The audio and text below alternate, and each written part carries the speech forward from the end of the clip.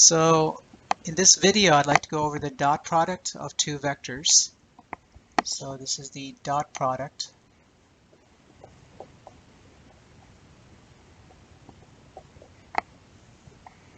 And so if you're given two vectors, A, and I'm dotting with the B vector, we'll get that we'll define it with the definition as the magnitude of A times the magnitude of B vector, AB, times the cosine of the angle between them.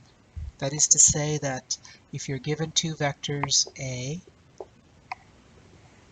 and B vectors and there's an angle theta, so we're taking two vectors in a vector space and we're producing A at times B times cosine theta. This is a scalar value. So this is the dot product definition. So usually the dot product is defined in 3 dimensions, but it's quite extendable to any n-dimensional spaces. And for engineering and some applications in physics, most of the conventional applications that we're expecting in classical mechanics, right, it's in 3 dimensions. So engineering, you tend to only work in 3 dimensions, right? So this is the dot product. So usually the vector spaces are well defined in 3 dimensions, in n-dimensional spaces, but we're only going to work in 3 dimensions. So this is one definition, but there's an alternative definition of this, and it's actually based on the idea of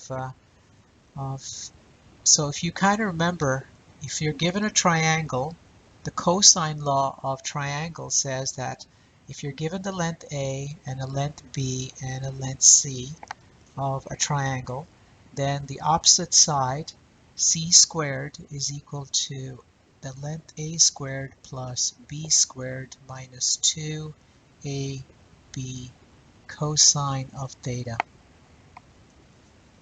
This is the cosine law of triangles. Using this definition of cosine, we can actually, do you notice that there's an AB cosine theta, which is really the definition of A dot B? So using this definition, we can rewrite this AB cosine theta in terms of, we can say that A dot B, actually there's a, so let me use this first to get a simpler version of A dot B. So if somebody draws a triangle, so here is our vector A, here is our vector B, and just know that, just make sure you understand when I say the magnitude of A, right, that means that I'm just abbreviating this as a longer notation of the magnitude of the length of the vector A, and B is the length of the vector B. So, and let's construct a C vector, and the order doesn't matter, so I'll make this a C vector.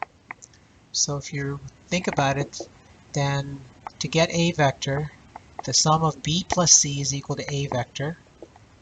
And so knowing this, right, we can write this as saying that this is really A minus B vector.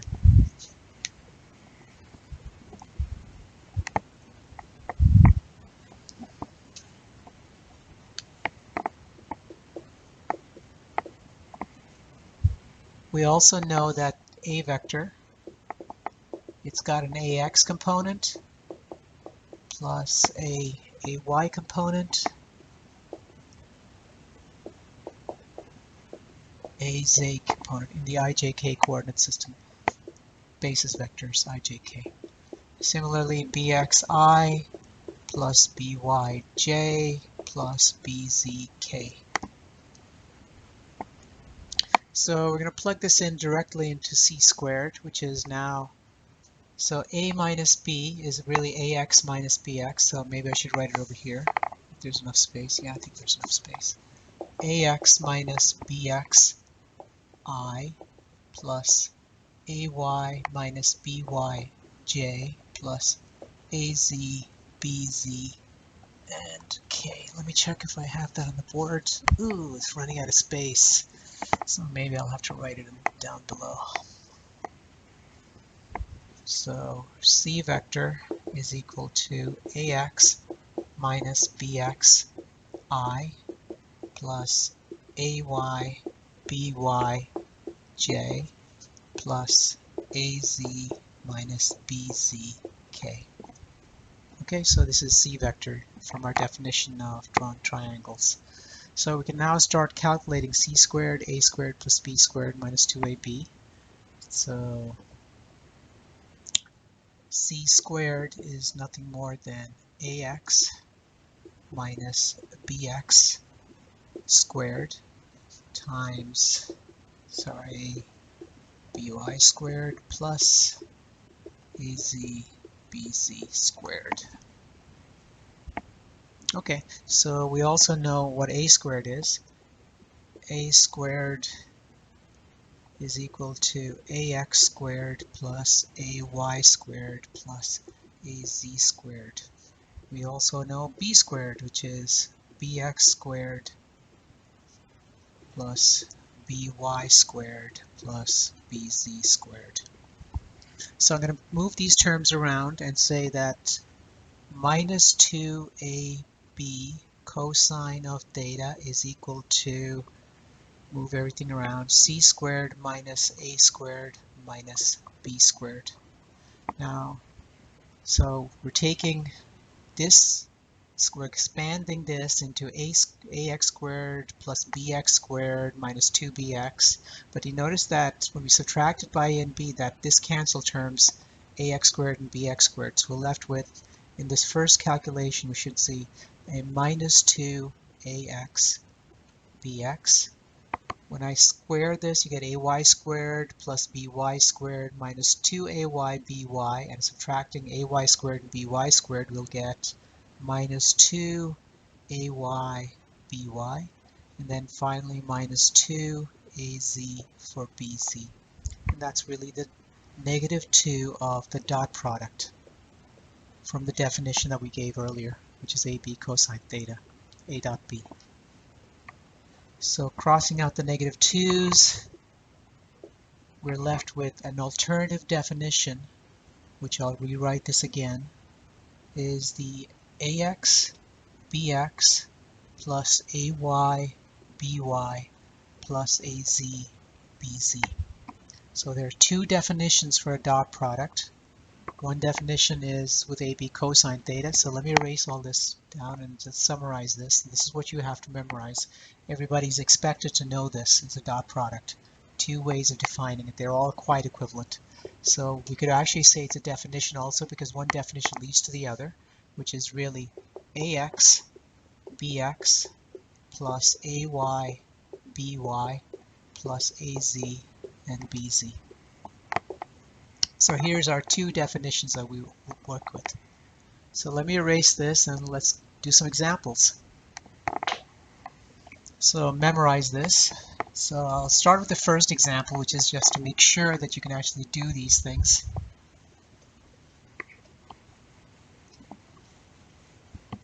To calculate these dot products. So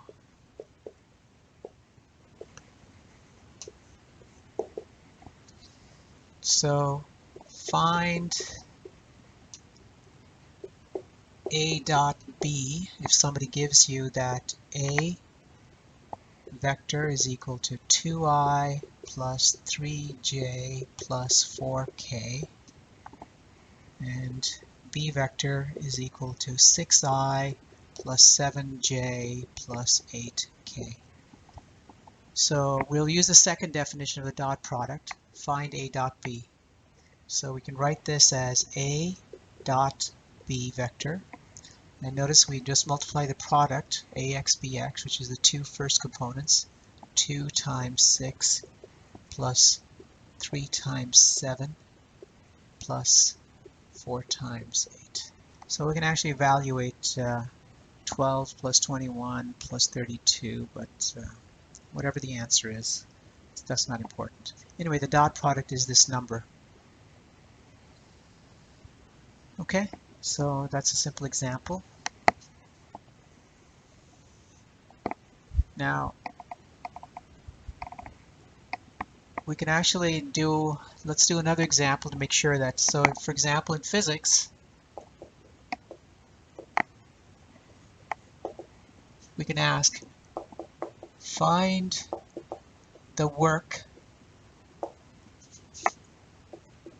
done by a force F given by 2I plus 3J minus 4K.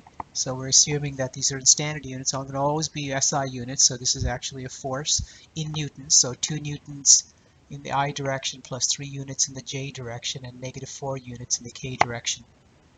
Okay, so this is a force. Find the work done by a force F to cause a displacement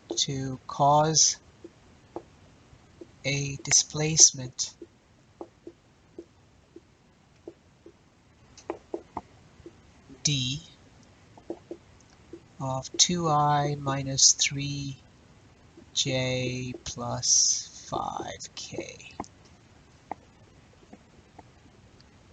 Okay, so find the work done by a force to cause a displacement d on some particle.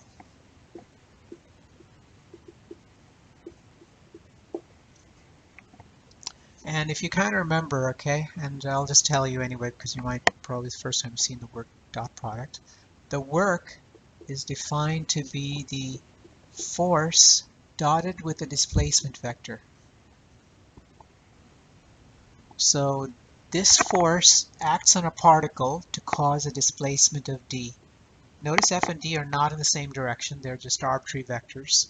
And we can actually calculate the work. And if you're probably wondering, right, can the force, right, be applied to a particle like this and cause the displacement along this, and the vectors are not the same? Well, this is not a problem because imagine that, actually let me give you an example. So imagine you're on an incline and you're pushing a particle, and assume that, so I'm applying a force, maybe I'm pushing in the wrong direction, I'm pushing up higher than I should, but this particle that's on an incline, it gets an average displacement along the incline. It doesn't suddenly go into space, it's actually being dragged along the incline. But you're applying a force, so this is you pushing on this mass, and you're applying a force that is not in the same direction. It's not a parallel to the displacement vector, so the displacement of the object goes from one point to another.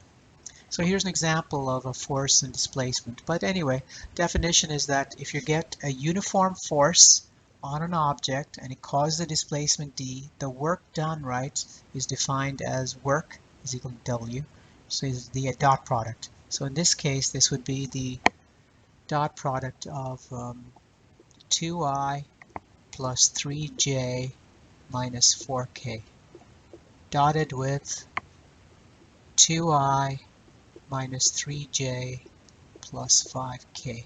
And I'm going to always assume standard units in any of my notes. I'll always assume that D is given in units of meters for SI, and this is in called newtons.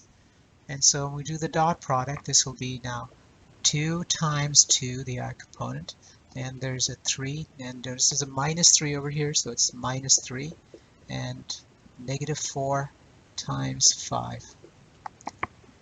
So I won't calculate the answer, but just add 4 to negative 9 plus negative 20, so negative 29 minus add 4, so it will be negative 25. Anyway, whatever the answer is in Newton meters or joules for short. So this is called the dot product. Now what's really interesting is if somebody gives you two vectors, right, we have two definitions of the dot product, and so we can actually find, notice that if somebody gives you A and B, that I can calculate the dot product in terms of AX, BX plus AY plus BY, AZ, BZ. But I also know the magnitude of A and I know the magnitude of B. And I can actually calculate the angle theta because this and this are identical. So I'll do this in the next example. So imagine that somebody asks you, okay,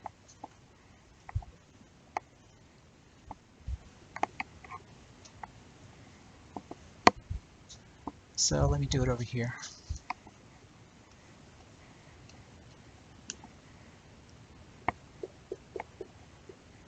Find the angle theta between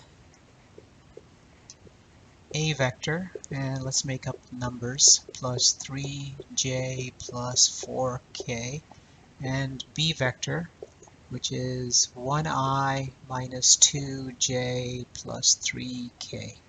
So these are arbitrary points. Find the angle theta. And so we're going to use this definition of AB cosine theta AX BX, and we know how to calculate each one. So let's do the dot product. So in the first definition, the dot product using, the second definition would be 2 times 1 AX BX. So here's the AX BX plus 3 times minus 2 plus 4 times 3. Whatever the answer is. I'll leave it in that form because I want you to notice exactly where everything's coming from. Also, I know from the second definition, the magnitude of A is actually using Pythagoras' theorem, it will be 2 squared plus 3 squared plus 4 squared square root. So first equation, magnitude of A is given by 2 squared plus 3 squared plus 4 squared. Multiply the magnitude of B, which is the square root of 1 squared plus minus 2 squared plus 3 squared, times the cosine of theta. So these two quantities are identical to each other, except in this one we don't know what theta is, so we can solve for theta. So let's solve for cosine of theta. So cosine of theta is equal to, so whatever this is, divided by the magnitude, which is given by, so I'll write it the long way, just to make sure you understand this.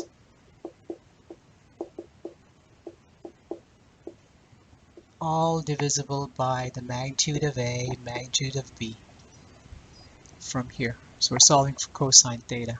So that's actually written as 2 times 1 plus 3 times minus 2 plus 4 times 3, all over the magnitude A and B, which is just 2 squared plus 3 squared plus 4 squared, times the square root of 1 squared plus minus 2 squared plus 3 squared, and this is cosine theta. And I always never use cosine inverse cosine or cos minus 1, so I'll say that theta is the inverse of cosine theta is going to be denoted by arc cosine of this quantity, 2 times 1 plus 3 times minus 2 plus 4 times 3, all over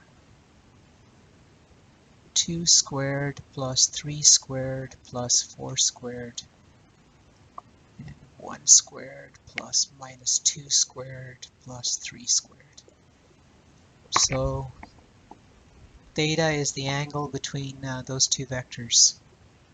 So we knew it because we can have two definitions of dot product, which is AB cosine theta, AX BX, AY plus BY plus AZ BZ. So these are two alternate definitions that you have to memorize. Now, a couple of little things that's important to understand about that special cases of theta. So let me give you that. So hopefully you've kind of understood these examples.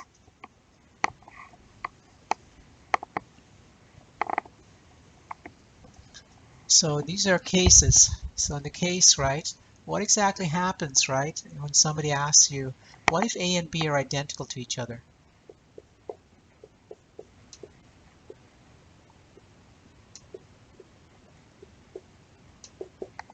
What is that equal to? Well, A dot A is equal to A times A cosine of the angle between them. But what's the angle between a vector and itself?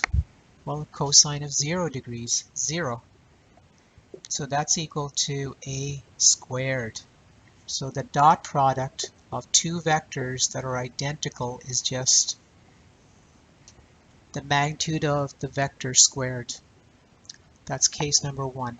The second case, right, that you should always remember is that what if the angle theta, if you're given two vectors and theta is equal to pi over 2, meaning that vector A and B, whatever they are, here's A vector and this is B vector, and somebody says that the angle is pi over 2 or minus pi over 2, whatever, the angle is fixed. It's 90 degrees. And if it is, right, then what is A dot B? So if A dot B, if theta is equal to pi over 2 or 90 degrees or minus pi over 2, then this is equal to AB cosine of pi over 2. Cosine of pi over 2, 90 degrees, is 0. So you're left with AB 0. So if you find that two vectors, right, the lengths of two vectors are not 0, but the dot product is 0, then you can say that A vector is perpendicular to B vector. So these are two special cases you should actually memorize for dot products. Okay, I think that's, and I'll do some more examples in more videos, but for now I think this is the main things you should understand.